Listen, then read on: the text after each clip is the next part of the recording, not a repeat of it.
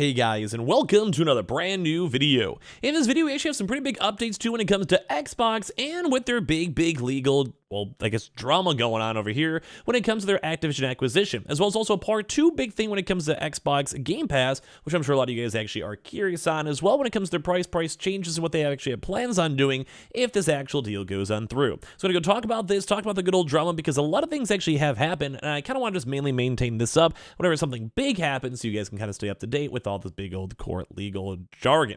So make sure you guys are subscribed, notifications on. We have the Twitter and Twitch stream down below in case you guys want to go and follow. So all the Amazon links too as well and all the good stuff. And let's go and dive into the actual video. And of course, let me know your thoughts and comments on everything going on over here. So as you guys do or do not know, we've had a little bit of a limbo / halt when it does come with the Xbox acquisition. We had a pretty big deal with like one of the big European government bodies basically neglected it, and they're like, we're out, we don't want this to happen. Then we had even another different European body stating, yeah, it's actually maybe okay, we're actually maybe cool with this, why not go for it, Xbox? And right now they're kind of in that weird awkward limbo between the two, trying to figure out if it is legal, if the monopoly's fine, and everything else in between. Now, we also had to worry about the actual American government too as well to see if it's a monopoly and it's going to be like rightfully so taked or whatever. And also there's like 40 plus different countries who have already approved the deal. But obviously American markets and UK markets are very big. So those are things that Microsoft really want to have, because they could still in theory have businesses like Activision kind of be on their own separate entity over time. But one of the bigger things is, well, that's not as profitable, and if you're going to drop $70 billion, you don't want to lose like the American market, the Canadian market, maybe even like Japan or Australia. Granted, you can still go and like make businesses and do stuff without it, but if it's a global gaming company, so such as like digital downloads, and it's kind of easy to distribute if you're making the game just and selling it in different countries, yeah, you kind of want it if you're blowing all that money. So right now, actually, there actually might be some kind of good, kind of bad, depending on how you want to interpret it, news when it comes to Xbox. So basically, the FTC seeks to have an injunction halting Microsoft and the Activision deal, and then the Xbox company is actually happy about it as well. So the big thing is that, number one, right now, they just want to have regulatory clarity to see if they can and will make this deal happen. So it's one of those big things where like you can maybe go and wait 6 months to get a similar verdict, or as well, you can maybe wait 2 months and you go get the same ending verdict. Now, typically, you don't really want to have like anyone super involved in most of these complication things in case like, it makes things a little bit harder. But if you're already in the process, you want to get the process quicker. It's kind of like, let's also have a good metaphor for this. It's kind of like if you want to go for a run, you don't really like the idea of going on a 26-mile run. But let's go and say you're already at a 12-mile run, you're already in the middle of it, and you kind of want to just get to the end a little bit quicker because you're just having a bad day, leg cramps or whatever. If you could somehow go and skip like 5 miles to get to the same end result and finish line, you're going to go for it. It's a little bit of a weird metaphor, but I think you guys know what I mean. So for this one, it's kind of an intriguing thing nonetheless. So basically over here, Activision Blizzard has unfolded, and basically the CNBC is reporting that the Federal Trade Commission, or the FTC, will actually be filing an injunction as of June 12th to try to stop the deal before all the finalizations before its July 18th deadlines. This would be the FTC's latest action against the deal, following against the government group's lawsuit against Microsoft at the end of 2022. A spokesperson for Microsoft told CNBC that an injunction would actually be good because it basically goes and moves the process ahead. So basically for that one too, because the original lawsuit that predates the potential injunction is trying to have its own administrative law judge make the decision on the case. So that process isn't scheduled to begin until even August, and Microsoft believes in its case, of course, that the company wanting the legal process going faster would make sense. So they go and say, we welcome this opportunity to present our case in the federal court. We believe accelerating the legal process in the United States will ultimately bring more choice and competition to the market, Microsoft President Brad Smith said in a statement. In the UK, the CMA blocked the merger, and both Microsoft and Activision Blizzard are now appealing the EU. Meanwhile, has said that the deal can go forward. So basically right now, the UK is still in the middle. The CMA blocked the merger. EU itself is like, yeah, this seems like it's fine. It'll probably bring more money and growth and everything else too with us. It seems all good. And like I said, they also want to go move this big push up a little bit quicker, because I think everyone now at this day and age, because this has been in court for a while, just wants to know the final result. So basically right now, with control over Activision's blockbuster franchises, Microsoft would have both the means and motive to harm competition by manipulating Activision's pricing, degrading Activision's game quality or player experience on rival consoles and gaming services.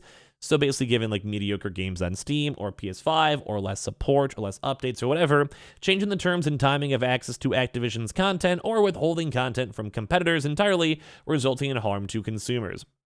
For its part, Microsoft has said it will keep Call of Duty on PlayStation if it's allowed to buy Activision Blizzard because the game makes so much money on Sony's console, it'd be a bad business to remove it. Microsoft has also said it will not degrade any game quality too as well, but we never necessarily fully know if that's true or not. So basically the big update on this one before we get to a part 2 of this video on the Game Pass itself is that they want to go and, well, try their best to basically move up this process as fast as they can. They don't want to keep on wasting time. They don't want to keep on having to pay lawyers. They don't want to have this awkward limbo where a bunch of countries are like, yeah, you're good to go, and then we have like 4 really, really big major markets just not really allowing it yet. They're basically in the awkward limbo. So you just want to know, like at this point, so you either go and move on and start funding other different types of games or making new game studios and dropping like $70 billion into other various sources, or as well, you want to either know it's going to go through and start making the acquisition changes because it'll take many, many years for the full-on acquisition to go be imposed into the new company. It's basically like you have to go and have like management. Like they already have companies and peoples and businesses and managers and everything else, but you also want to make sure everything is also working very well at the end of the day. And it does take a lot of time. You have to do audits, you have to have financials, you just have to have a lot of different stuff all put together. So that's kind of the big reason why Xbox is still in this awkward limbo. But interestingly enough, though, they did actually have a few court documents as well come out, and this is kind of good stuff. So a lot of people are kind of concerned on the monopoly taking over stuff or making people have to spend a lot more money when it comes to games or game qualities or whatever. Basically saying Microsoft will immediately raise Xbox Game Pass prices if Activision merger is approved. If the merger with Activision is approved, Microsoft will not raise the price of Xbox Game Pass even if and when Call of Duty releases on the service, which is very nice. We do not want to see game price increases. We want everything to be chill. That's good stuff. So Microsoft apparently has no plans to immediately raise the price of its Xbox Game Pass subscription service if the merger with Activision is approved, even with significant added value of day-to-day Call of Duty games. In the past, Xbox CEO Phil Spencer has indicated that Microsoft could potentially raise up the prices of the Xbox Game Pass subscriptions in an effort to keep up with the rising games cost, production, and everything else for games. So right now, Game Pass has 2 tiers, the base tier that costs $10 on either console or PC, and then the ultimate for $15, which offers bonuses like the EA titles and access to both console and PC and cloud streaming. So basically, there are a lot of folks who are worried that the Activision basically kind of buyout would go make and raise all the costs because you spend $70 billion, you got to make that money back. But right now, it does kind of seem like, according to new court filings, that will not happen. So according to a new court filing, it appears that Microsoft could keep the price of Xbox Game Pass at its current rates on a post-merger basis.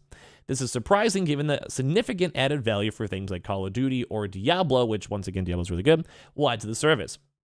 However, the strategy could work in Microsoft's favor and even help go and then once again surge Game Pass signups. This provision is also a means of protection as regulators and courts may disapprove of an immediate price jump as well. So number one, it's like all these big government bodies like the FTC or CMA do not want Microsoft to instantly raise their price to like $20, which would still be a decent deal with like Call of Duty or Diablo or Activision games. Because I mean, it's not bad. Like Call of Duty costs $60, $70 anyway. So like you do it for 4 months, you're still kind of cutting even. And plus you also get access to everything else, plus also new games, etc. So they want to make sure that this monopoly doesn't actually become a proper monopoly as well, and on top of that too, it's just nice to go and see. So as of right now on page 25 of the Activision filings, we go and see. Here, the acquisition would benefit consumers by making Call of Duty available on Microsoft's Game Pass on the day it is released on console, with no price increase for the service based on acquisition. So this is like literally on pure legal record right now stating that they will not be raising the actual Game Pass prices. And once again, that's a really big deal that a lot of folks are worried about. They didn't want people to have to go and worry about that. They didn't want people to have to lose money. They didn't want people to have to go and be scared about like maybe having to cancel their subscription. And I would almost want to say it would make sense too because it'd probably drive a lot more initial people in terms of growth. Think like once people realize Netflix is cool, they'll go and subscribe to Netflix. So they got 100 million subscribers, and then after a certain point, people are like, well, it's getting old or lame or whatever. They want to get to that point because they're still only at around like 15 to 20 million, probably a little bit lower because there hasn't been a big Game Pass game in a while.